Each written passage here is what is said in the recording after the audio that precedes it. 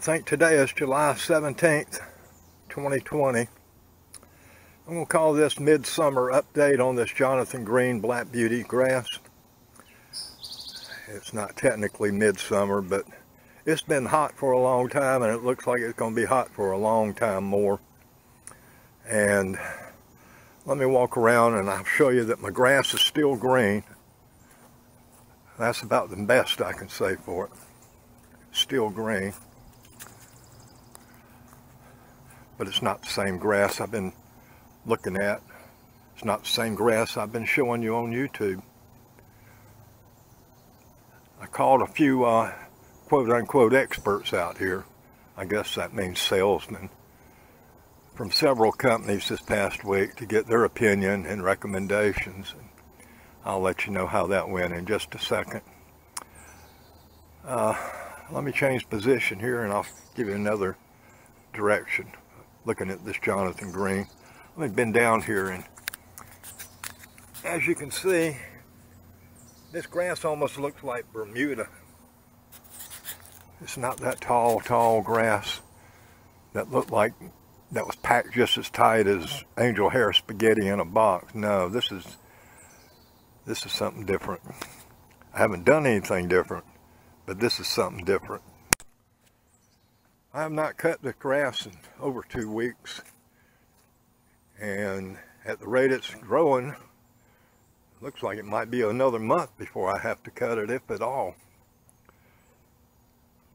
Ironically, according to two of the experts I talked to, the grass that gave me so much joy for 10 months was the Perennial Rye. And the grass that's died in the past 2 weeks is that same exact Perennial Rye. I've been told that you just can't, you can't expect Perennial Rye to be the answer to all your lawn problems at my location. You can see right here, I thought maybe I had grubs or fungus, but we were not able to find any of that. I think what this mostly is where I had a big patch of Perennial Rye and it just died. So you can see I have lots of empty space in my yard now. But like I said, the good part is that this grass seems to be moving horizontally. Remember over here I had a big bare spot. This is where I had all that sawdust and everything. That's where I had my trailer for most of the winter. And this grass is creeping over there. It's filling it in. The roots are still strong on it. It's healthy grass. It's just not beautiful grass. I'll tell you what some of their recommendations were. But first I want to walk over here and show you what the little patch of Scott's fescue grass looks like. Looking towards my car, that's Jonathan Green Black Beauty. Looking beyond my Christmas tree, I know that last month when I did my late spring, early summer update, I was bragging about this area here. I said, you know, I've been knocking that Scott's all winter, but it's starting to look pretty good. That lasted about a week, and now it's just disappeared, being replaced by crabgrass and moss. Up there on the hill, that's what I normally deal with every year. Crabgrass, clover, violets. And it has remained thick all the way up till the fall. And then when it dies, I just overseed it with annual ryegrass, which is pretty cheap. And, you know, I can keep a yard up there year round. But I was looking for something permanent over here. Just couldn't get it. One of the guys I consulted with didn't really do an examination of my yard.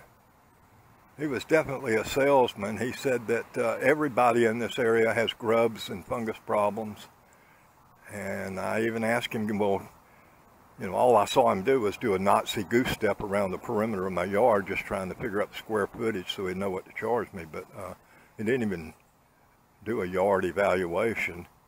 So I asked him a simple question like, hey, can you identify what kind of grass I have here now. And he looked at it for a few minutes and then ended up telling me I had sick grass that was begging for help. And I asked him, well, what kind of grass would he plant? And he told me they didn't plant grass, that their philosophy was that as long as you put enough chemicals on the yard regularly enough, you get the yard healthy, and whatever grass you had is going to miraculously make a resurrection and make me very happy. And I told him thanks for his time, but I didn't think I'd be doing business with him. Called 2 other companies. They were pretty much in agreement with their evaluation and opinions. One of them was a company we have near here. It's called Fairway Green. And he pretty much said what I feared, that the Perennial Rye was just so beautiful, I counted on it too much and that it died. He also recommended a special blend that they offer, $90 for a 50-pound bag, specially formulated for Knightdale, North Carolina, with this heavy shade. He said it would grow, but anyone who takes care of a yard needs to understand that every fall it's probably going to require some sort of seed remediation, especially in my conditions, brutal weather and shade. So at this point, I don't know what to do. They offered to come and slit seed it, that way I can keep what I have, but they're not going to do it till September. Fairway Green said, you know, he didn't want to risk my money and his reputation by planting seed when he felt like it didn't have much of a chance of get off to a good start. So I don't know what I'm going to do. I'm going to think about this for a minute. What I've decided to do for right now is to not mess with this yard. It's still growing. It's not that beautiful perennial rye, but that's water over the dam. I can't change that today.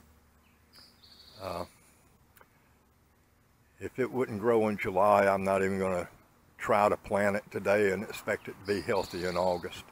I think it's going to do like my seed did last August when I started this experiment. It came up for a couple of weeks and died, which I attributed to grubs, but most likely it was just that perennial rye did not want to thrive in that kind of weather. So when I overseeded again in September, it took off really nice and got better all winter. But for now, I'm not going to do anything to change this. I want to complete my experiment. This is 17th of July. I started this yard August 16th, 2019. So I'm at least going to give it another month. That way I'll have a full year to compare apples with apples. But after that, I may try something. Let me walk over here and show you my new idea. This is the south side of my driveway. For more than 2 months, it's been completely dead, which is not unusual. That's what always happens over here. The ground is hard. It used to be part of the parking lot here. So what I do every year is just, when in the fall, I'll plant annual ryegrass here, and it comes up quick and looks good till May or early June, and then it dies out. But I'm questioning the experts' evaluation that says you can't plant fescue this time of year and expect good results. So I've taken this test plot here and I scarred it up with the Sun Joe Scarfire. I mean dethatcher. I didn't scarify, I dethatched. And I've just threw out some seed right on top of the surface. This is some cheap fescue seed that I got at Tractor Supply Company. I can irrigate. I'm going to keep it wet and see if it comes up in the next 2 or 3 weeks. If it does, I think I'm going to go ahead and put this out in my front yard, right on top of my Black Beauty, whatever's left of it next month, and Just get a month head start on the whole program. I also found out that Tractor Supply Company is one of the few places around here you can buy perennial grass seed. I can buy 50 pounds for $79, and that's enough to cover 35,000 square feet. Now that's a bargain. That's my plan for now. Depending on how this front yard goes, I may just go ahead and repeat what I did last year. Get me another bag of Jonathan Green Black Beauty Ultra Supreme and throw it out and enjoy it and brag about it for another year. It was absolutely, for a while, the best grass I've ever seen. And to be honest about it, this is the first July since I've lived here, since 2006. That's 14 years. This is the first July that I've ever had any kind of green grass growing in this dense, shady area. Usually this is nothing but just thatch and moss. Sometimes moss will grow in here.